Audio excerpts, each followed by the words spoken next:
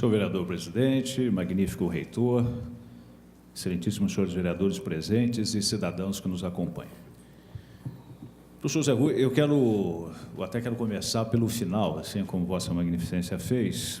O professor Isnar é um fenômeno. Ele, depois de uma carreira impressionante no Exército, ele se equilibra em barcos distintos, em sentidos diferentes e em mar tempestuoso.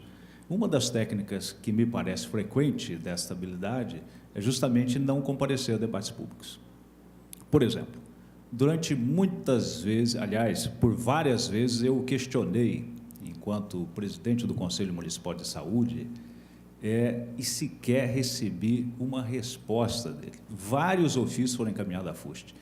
Esta resistência que a Casa de Taubaté, a Casa dos Representantes do Povo de Taubaté, tem em relação ao seu candidato a vice, professor Zé Rui, não é gratuita, tem histórico. Eu tenho certeza que a manutenção dele em sua chapa pode trazer consequências que não serão as mais agradáveis no relacionamento Câmara Municipal e Universidade de Taubaté. Bom, dois breves comentários em relação ao abono. O professor Zé Rui tem ciência, eu tenho mantido contato com ele, do esforço que temos feito, abono para os servidores não e tal, o esforço que temos feito para desvendar uma questão, ficou pendente, que o abono que nós aprovamos aqui não foi estendido aos inativos, chamados inativos, servidores inativos.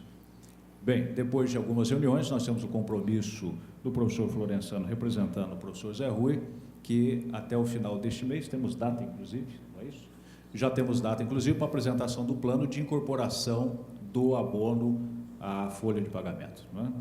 Terceiro, em relação à cidade universitária, o professor Zé Rui é contemporâneo meu de Unital, quando eu brevemente ocupei a pró-reitoria de extensão universitária e eu fui presidente da comissão do Campus Core, da nova configuração, à época, seria uma nova configuração de reunião dos prédios dispersos da Unital para a racionalidade administrativa. Então, eu sugeriria até que o professor Zé Rui, esse plano precisa, obviamente, de atualização, foi elaborado em 1992, talvez valha a pena fazer uma arqueologia administrativa e recuperar, pelo menos, as premissas que estavam guiando o plano na época, os trabalhos na época. Bem, agora eu passo alguns questionamentos. Tem uma questão que me é muito cara, porque ela é basilar para mim, para o exercício da democracia, se refere à transparência da instituição. Nós temos uma situação estranha, que a prefeitura, que historicamente é uma caixa preta e dificulta as informações para o cidadão, está à frente da universidade. Se a prefeitura é uma caixa preta, a universidade é um buraco negro, porque não sai lá nem fótons, né? Eu tenho aqui, com a responsabilidade que eu devo ter como vereador, eu fui pesquisar os dados da Unital para poder fazer alguma pergunta pertinente. Mais uma vez eu entrei no portal da transparência, aliás, no portal do cidadão do Tribunal de Contas, e tenho a triste surpresa de saber que a Unital ainda não se integrou, não se entregou ao sistema Aldesp do Tribunal de Contas. Não temos os dados das compras, das despesas, das receitas da Universidade de Taubaté. No site de transparência da Unital, eu tenho tido a atenção muito cordial do professor Grandinetti nas últimas semanas, e nós encontramos alguns dados, mas são dados que estão, ao invés de ser uma fotografia, um quebra-cabeça de uma fotografia. E quebra-cabeça daqueles antigos da década de 80, de 10 mil peças embaralhadas, com cores, com matizes muito próximos, de forma que é uma atividade insana que os meus assessores estão desenvolvendo para tentar consolidar esses dados. Bem, eu gostaria de ouvir do professor Zé Rui também, ter, na realidade, um plano de governo escrito, com suas metas, mas metas diferentemente do que o usual dos candidatos, metas baseadas no orçamento da Universidade de Taubaté. Com alguns dos dados que eu consegui levantar, e partindo da premissa óbvia que uma universidade se baseia no tripé do ensino, da pesquisa e da extensão universitária, alguns dados aqui me preocupam. Se somarmos as rubricas, os programas da Universidade de Taubaté, que aliás não tem um programa específico de pesquisa, Se somarmos os programas de ensino, nós temos que no ano passado foi executado um orçamento destas rubricas de 64,4% para o ensino, principalmente a graduação com 61%. Para a extensão universitária, 5,9%. Para o ensino de pós-graduação, 1,2%. E aqui estou incluindo o percentual também da difusão do conhecimento científico. Bom, me preocupa porque para a propaganda a Unital gastou no ano passado R$1.400.000, ou seja, ela gastou mais em propaganda, 1,3%, do que em ensino de pós-graduação. Ela gastou mais em propaganda do que no apoio à comunidade estudantil, por exemplo. A difusão, aliás, em dados, difusão da imagem institucional, propaganda, R$1.400.000. Apoio à comunidade estudantil, R$600.000. É óbvio que uma instituição não vai conseguir alunos, não vai conseguir se projetar, se ela não tiver um serviço eficiente, sim, de difusão da imagem institucional. Extremamente necessário. Não sou contra esse gasto, não. O que me preocupa é, para mim, à primeira vista, um desequilíbrio impressionante. Vou colocar em números redondos, 65% para o ensino, 6% para o desenvolvimento da extensão universitária e 1,2% para pesquisa. Me parece que a universidade, nesse tripé, um dos pés é extremamente curto e coloca a universidade em desaprumo, por assim dizer. Bem, eu gostaria também, professor Zé Rui, uma informação sobre o percentual de cargos comissionados que nós temos na Unital hoje. Quantos por cento dos cargos da Unital são comissionados e nomeados diretamente pelo reitor?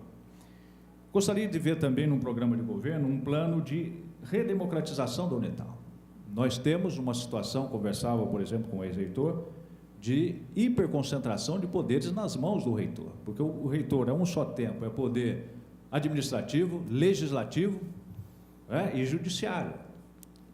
Ele não só executa, não só promulga as leis, como ainda executa as punições que se fizerem necessárias. E por que esse poder tem tanto poder? Eu vejo com preocupação que não haja concorrentes ao professor Zé Rui. Isso pode ser, por um lado, interpretado, como o professor interpretou, como aprovação absoluta à sua gestão, ou uma hiperconcentração de poderes que matou qualquer tentativa de oposição. Porque o reitor, ao mesmo tempo, ele é presidente do Conselho Universitário, é presidente do Conselho de Ensino e Pesquisa e é presidente também do Conselho de... qual outro que fala? Administração. De administração. Né? Bem, e por fim, eu gostaria que o professor Zé Rui também informasse a principal falha que houve no seu governo. Isso é uma figura de retórica que eu aprendi com o professor Fábio Conta Comparado. Porque todos nós, eu confio na seriedade do professor Zé Rui, de tantos anos, tantas décadas que eu o conheço, e eu sei que ele fez o melhor possível. Todos nós procuramos fazer o melhor possível. Então, quando a gente vai expor, fazer um retrospecto do que fizemos, nós tendemos a enxergar tudo de uma forma cor-de-rosa, porque sim, corresponde ao nosso esforço. E uma forma de avançarmos é identificar a falha principal, o principal erro que cometemos. Bem, depois de todos os questionamentos, eu deixo para o final a devida e necessária louvação à eficiência do professor Zé Rui, a sua forma bem mineiro que né? Paulistano mineiro, paulista mineiro de São Bento de Sapucaí, que ali é um encrave mineiro no estado de São Paulo, a sua habilidade, né? A sua cordialidade na condução da universidade, que diferiu, sim, muito de administrações anteriores. Então, junto com os meus parabéns, a minha necessária contundência como representante da população. Muito obrigado, professor. Bom, professor Jofre, eu agradeço as perguntas. Eu não sei se eu vou conseguir responder todas, porque eu anotei aqui, mas não... Eu vou relembrando, senhor presidente. Isso. Sobre a transparência. Isso. Sobre a transparência, eu iria sugerir que a gente fizesse uma reunião com o professor Grandinetti, né, mas, pelo que o senhor já falou, já se reuniu com ele. Hoje nós temos um grande problema na universidade, que é o nosso sistema de informação. A empresa que está hoje fazendo todo o sistema informatizado da universidade, tem uma série de problemas que eu já expus aqui, já falei publicamente, também já falei pessoalmente com alguns de vocês. O nosso sistema ainda não consegue sistematizar todas as informações. Não sei se o professor Grandinetti expôs isso, mas isso tem trazido muitas dificuldades para a universidade, até em questão de emissão de boletos de alunos, né? Todo dia 10 trava o sistema, então a gente está com problema com o nosso sistema e eu não digo que isso seja justificativa para que o portal da transparência esteja esse quebra-cabeça, esteja embaralhado, né? Mas eu acredito que um dos problemas seja esse.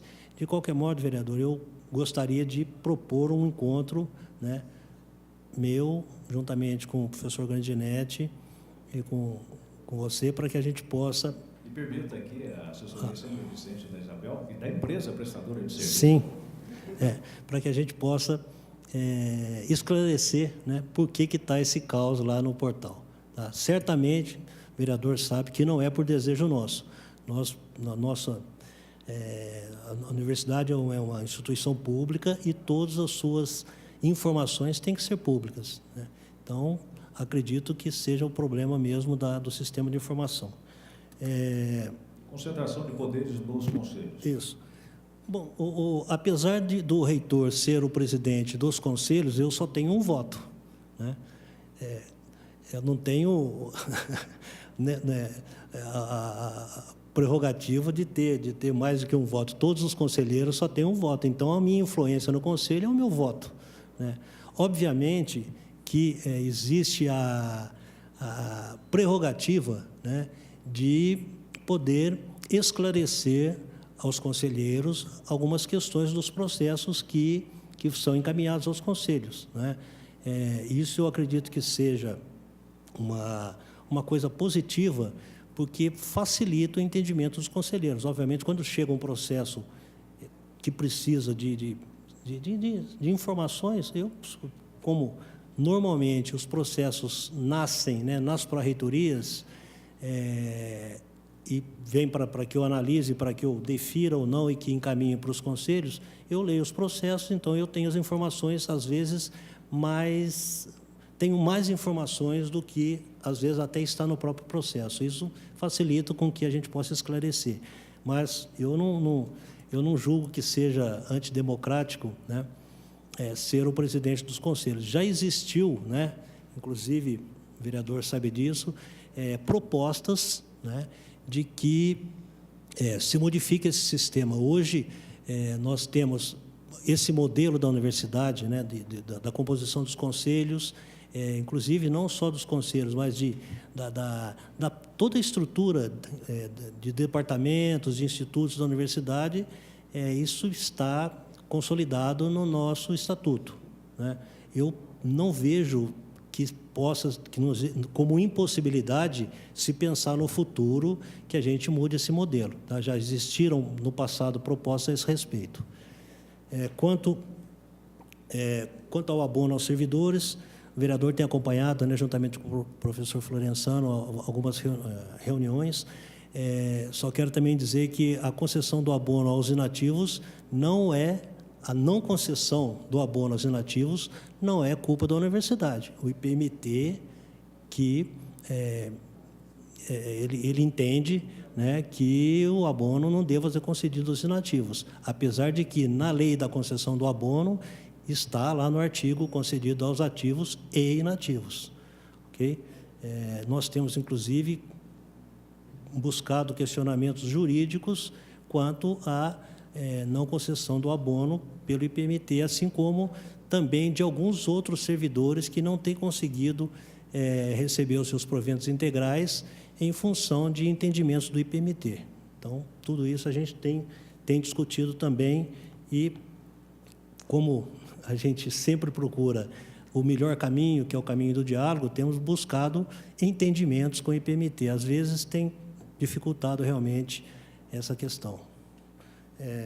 A respeito do orçamento de graduação e pós-graduação, aí existe o problema da atribuição de aula.